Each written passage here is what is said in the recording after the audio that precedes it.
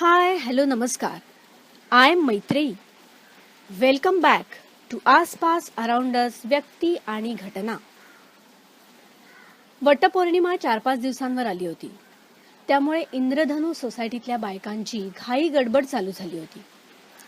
इंद्रधनू सोसायटीमध्ये एक मोठी बाग होती आणि त्या बागेच्या मध्यभागी आंबा, औदुंबर आणि वड असे 3 वृक्ष एकमेकांच्या अगदी जवळ उभे होते.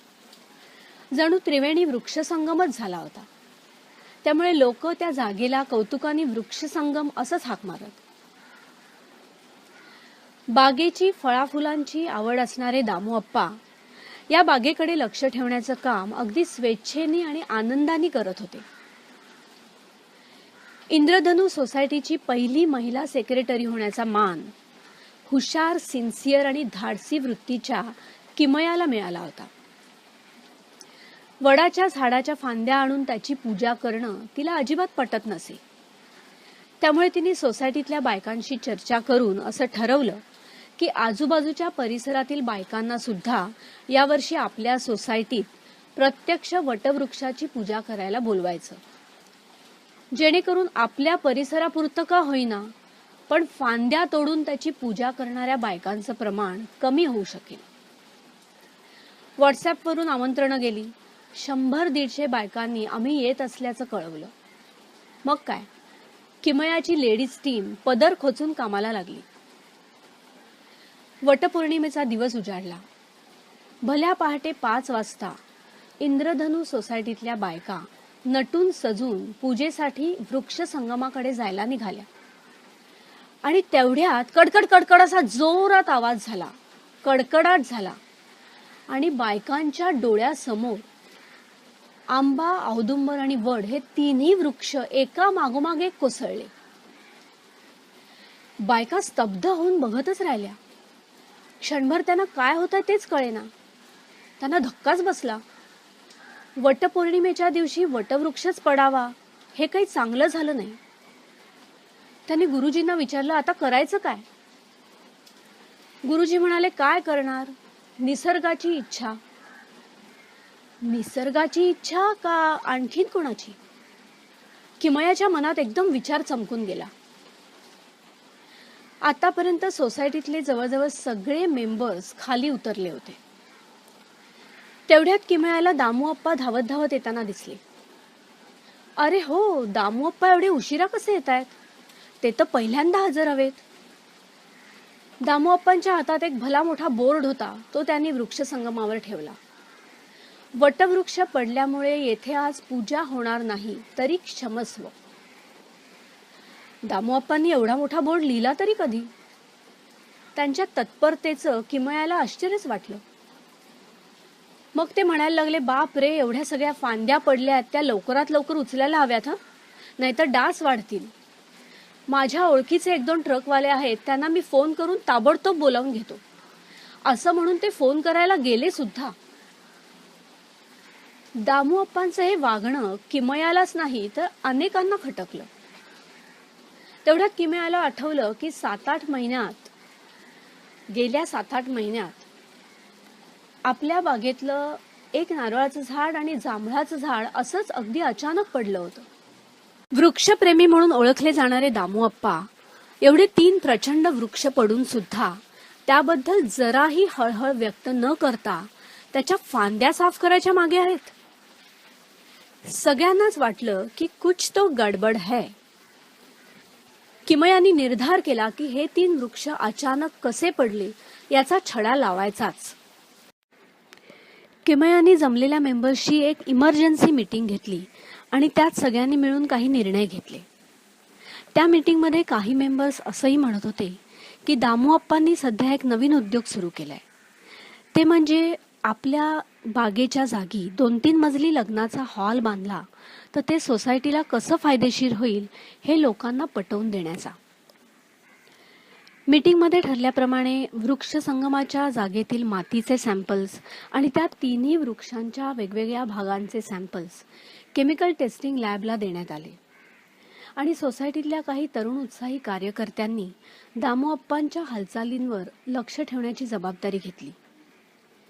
टेस्टिंग लॅबच्या रिपोर्टप्रमाणे हानिकारक केमिकल्सचा मारा झाल्यामुळेच हे तिन्ही वृक्ष पडले होते.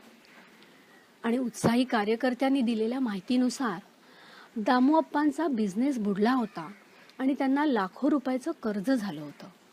एका बिल्डरनी त्यांना ऑफर दिली होती की तुमच्या सोसायटीतली बागेची जागा जर तू मला मिळवून दिलीस तर मी तुला कर्ज फेडायला मदत करीन. हे ऐकल्यावर सगळ्यांनाच खूप राग आला, वाईट वाटलं. दामुअप्पांच्या स्वार्थामुळे, अविचारामुळे त्यांना त्यांच्या सोसायटीचं इतके वर्ष जपलेलं वृक्षधन गमवायला लागलं होतं. त्यांच्यासाठी वृक्षसंगम म्हणजे नुसते वृक्ष नव्हते, तर सोसायटीचा श्वास होता. आपल्याला सगळ्यांना माहितीच आहे की वटवृक्ष आणि त्याच्यासारखे मोठे वृक्ष भरपूर प्रमाणात ऑक्सिजन देत असतात. त्यांच्या भोवती नेहमी शुद्ध हवा खेळत असते. त्यामुळे इंद्रधनू सोसायटीतले आबालवृद्ध सकाळ संध्याकाळ या वृक्षसंगमाखाली येत असत, गप्पा गोष्टी करत असत, खेळत असत, बागडत असत, फिरत असत आणि ताजेतवाने होऊन घरी जात असत. त्याच्यासाठी त्यांना आर्टिफिशियल ऑक्सिजन सेंटर्समध्ये जायची गरज नव्हती. त्याशिवाय या तिन्ही वृक्षांवर मिळून अनेक छोट्या मोठ्या पक्ष्यांची, प्राण्यांची, कीटकांची घरं होती. एक छोटं इकॉलॉजिकल हॅबिटॅटच त्याच्यावर वास करत होतं. दामुअप्पांच्या चुकीमुळे या सगळ्या जीवमात्रांचं घर उद्ध्वस्त झालं होतं. नंतर झालेल्या मीटिंगमध्ये सगळ्यांनी मिळून दामुअप्पांना चांगली समज दिली. त्याच्यानंतर मात्र दामुअप्पा बागेत कधीही दिसले नाहीत. पण असे कितीतरी दामुअप्पा आज समाजात वावरतायत आणि स्वतःच्या स्वार्थासाठी पुढचा मागचा विचार न करता पर्यावरणाचा ऱ्हास करतायत. या दामुअप्पांना कोण थांबवणार? परवाच एका वृत्तपत्रात बातमी वाचली की मुंबई भोवतालच्या मॅनग्रोव्ह लँड्स म्हणजेच खारफुटीची जंगलं तोडण्यावर बंदी असून सुद्धा याने त्या मार्गाने ती नष्ट होत आहेत आणि त्या जमिनी बळकावण्याचा प्रयत्न होतोय. खारफुटीच्या जंगलांमध्ये सुनामीच्या लाटा ॲब्झॉर्ब करण्याची सुद्धा शक्ती असते. म्हणजे खरं तर निसर्गानेच मुंबईला सुरक्षा कवच दिलेलं आहे. पण लक्षात कोण घेतं? घरांच्या वाढत्या मागणीमुळे जमिनीबरोबरच बांधकाम साहित्य म्हणजे विटा, सिमेंट, लाकूड यांच्याही मागणीत प्रचंड वाढ झाली. त्यामुळे विटा आणि सिमेंट ज्यापासून बनतं त्या वाळूचं आणि मातीचं नदीकाठ, समुद्रकाठ, डोंगर, दऱ्या सगळीकडून अनिर्बंध आणि प्रचंड प्रमाणात उत्खनन चालू आहे. आणि त्याच्यामुळे होणारे दुष्परिणामही आपल्याला भोगायला लागू शकतात. जसं की जमिनीची धूप, वेळी अवेळी येणारे पूर, त्या भागातील जीवसृष्टीचं, वाईल्ड लाईफचं नष्ट होणं. माणसांची वाढणारी लोकसंख्या, टेक्नॉलॉजीमध्ये अतिवेगाने होणारी प्रगती आणि बाजारात येणारी प्रत्येक नवीन गोष्ट माझ्याकडे हवीच या माणसाच्या हव्यासी वृत्तीमध्ये झालेली वाढ, त्यामुळे सगळ्या वस्तूंची वाढलेली प्रचंड डिमांड, त्या तयार करण्यासाठी उभारण्यात येणाऱ्या महाकाय मॅन्युफॅक्चरिंग इंडस्ट्रीज आणि त्याच्यामुळे वाढलेले air pollution, water pollution, electronic कचऱ्यामध्ये झालेली वाढ, त्याच्या डम्पिंगचा प्रश्न, लँड पोल्युशन, बाप रे, ही यादी तर न संपणारी आहे. मला तर असं वाटतं की जेवढी टेक्नॉलॉजिकल डेव्हलपमेंट जास्त, तेवढा निसर्ग चक्रामध्ये होणारा बिघाड जास्त. त्याचे परिणाम तर आपण बघतोच आहोत आणि अनुभवतोच आहोत. पावसाचा लहरीपणा दरवर्षी वाढतोच आहे. अर्थात म्हणून टेक्नॉलॉजिकल डेव्हलपमेंट होऊ नये असं माझं म्हणणं नाही, पण त्याच्या वापरावर प्रत्येकाने स्वतःचा असा एक कंट्रोल ठेवला पाहिजे. त्याचा अतिरेकी वापर न करता गरजेपुरताच वापर केला पाहिजे. पाणी, पॉवर आणि पेपरचा जपून वापर करण्याची सवय लहानपणापासूनच मुलांना शाळांमध्ये टीचर्सनी आणि घरांमध्ये पेरेंट्सनी लावली पाहिजे. साध्या साध्या गोष्टी असतात, आपल्याला त्या माहिती असतात, पण आपण अंमलात आणत नाही. जसं की एका खोलीतून दुसऱ्या खोलीत जाताना दिवे, पंखे बंद करणं, सगळी इलेक्ट्रिकल आणि इलेक्ट्रॉनिक उपकरणं वापरानंतर ताबडतोब बंद करणं. For example TV, computer, boiler, AC. Cooking गॅसचा जपून वापर करणं, वह्या पुस्तकांचा जपून वापर करणं, आणि सगळ्या प्रकारचा पेपर जास्तीत जास्त रिसायकल करणं. दात ब्रश करत असताना नळ पूर्ण वेळ उघडा न ठेवणं. आंघोळ शॉवर खाली न करणं, बादलीत पाणी घेऊन आंघोळ करणं. साठवलेलं पाणी नुसतंच टाकून न देता झाडांना घालणं किंवा गाईगुरांना देणं. आता तुम्ही म्हणाल, एवढीशी वीज किंवा एवढंसं पाणी वाचवून आम्ही काय करणार आहोत? पण प्रत्येकाने जर स्वतःपुरता आणि स्वतःच्या घरापुरता जरी विचार केला तरी फार मोठ्या प्रमाणात विजेची आणि पाण्याची बचत होऊ शकते. आणि हे वाचलेलं पाणी आणि वाचलेली वीज ज्या एरियाजमध्ये लोकांना 8-8 दिवस वीज मिळत नाही, पाणी मिळत नाही, अशांना पुरवली जाऊ शकते. आपल्या देशामध्ये सूर्यप्रकाश भरपूर प्रमाणात उपलब्ध आहे. त्यामुळे तरुण वैज्ञानिकांनी सोलार पॅनल्स कमीत कमी खर्चात कसे तयार करता येईल याचा प्रयत्न करायला हवा. म्हणजे सामान्य माणूस सुद्धा जास्तीत जास्त सोलार एनर्जीचा वापर करू शकेल आणि त्यामुळे फार मोठ्या इंधनाची बचत होऊ शकेल.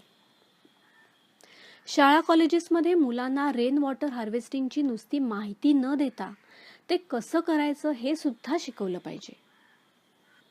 तेव्हा save power, save water and save paper.